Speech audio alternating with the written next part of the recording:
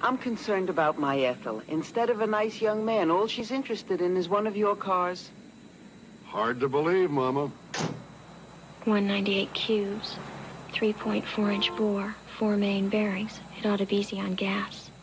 Mr. Titchener, may I give it my own little test now? Give it the works, Ethel.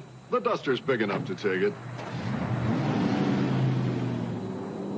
I like the torsion bar suspension with the lateral control arms. And the body, reinforced by steel girders welded into a single unit. No wonder it's so popular. And the size, small enough for tight little spaces. Mr. Titchener, what kind of a young man would be attracted to this Plymouth dustpan? The Duster, Mama? Why, an engineer would love it. An engineer I got. What I need now is a son-in-law.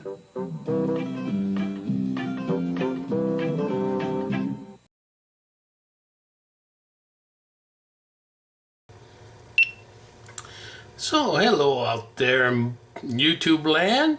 This is Clay of Major Disappointment Models. Trying to get practice with my GoPro, and I also got my other video camera going, so I might be splicing and dicing the tape. So I'm still working on this 71 Duster, and I keep wanting to say it's pre-painted, but it's not pre-painted, it's painted for you. So, you know, and it's kind of light on details. Put it in the GoPro, see if it'll focus, and then we'll try in the camera. The camera does better. Okay. So you can see I'm gonna dry brush the knobs, and then, you know, right there in the glove box, there's usually a chrome lock there, and then the dash itself had chrome striping around it. I'll show you a picture. I'll put up a picture of what it's supposed to look like.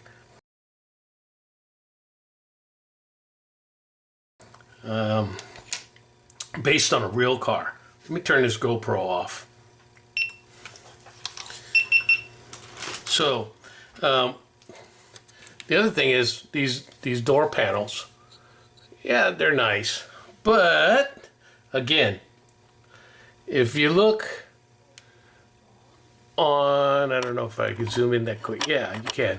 This is supposed to be like a badge. I think it says Dart or Duster or something here. And this little knob here too, I don't know if that's for the mirror or what, but it should be like chromed around it, and the script should be chromed. And in here, there should be like two little chrome strips. So yeah, they painted the window crank. Why they painted the armrest, I have no idea, because the armrest will be black. The handle might be chrome.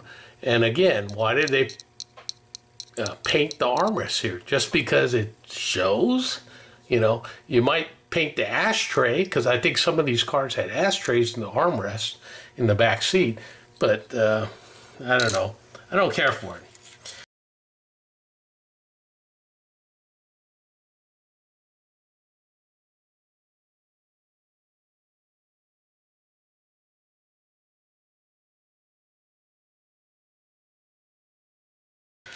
So the other big beef I got on this kit, it's not real big beef.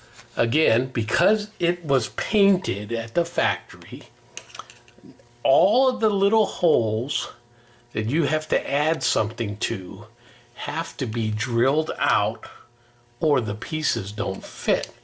So I've been using this handy dandy drill set I got on, I think I got it on eBay. You know, comes with different sizes and whatnot. I got 3 or 4 different packs of different sizes, and they're really good. They're made to be used with your hands, you know, so I like them. So had to drill out the holes, because you can see here, see, I don't know if you can really see it. See the little pegs at the bottom? There's one here and one here. Well, they're supposed to go in the holes here and here. And at first they didn't, now they do. So, you know, and then you glue it on. So, you know, and the same with this front end. A lot of pieces go together, you have to glue it in and whatnot. And the holes are not big enough. Now, the other thing I don't like about this pre-painted model is that everywhere you clipped it off the sprue, you end up with the white plastic underneath. So I'm going to end up having to touch up the paint everywhere. Let me see. This rear end is a good example. It came in 2 parts. So you can see where I had to sand the nib off of this, here and here, and then on the ends. The ends doesn't matter because there's going to be wheel backing or something goes on it like that, you know, so it's no big deal.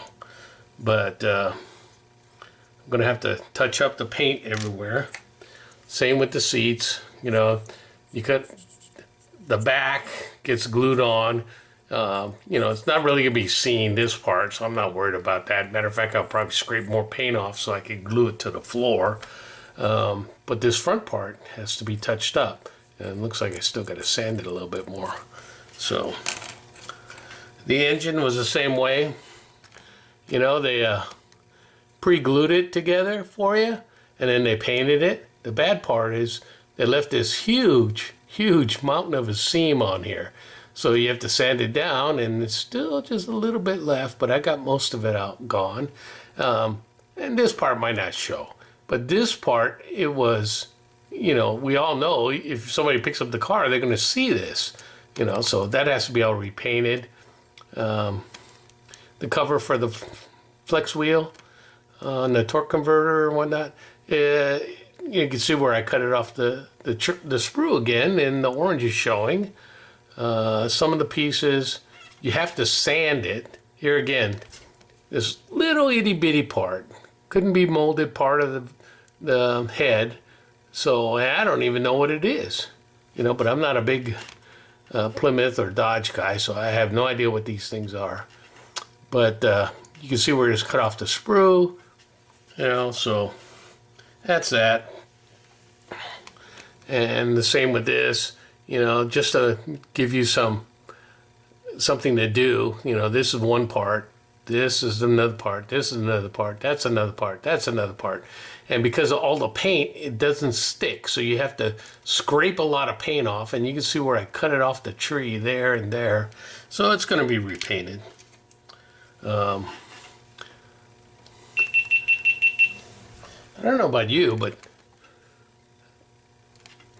most of the pulleys I've seen are steel colored, and you know, Chevy had some black ones, but it doesn't look realistic. I might put metal on there or something, you know.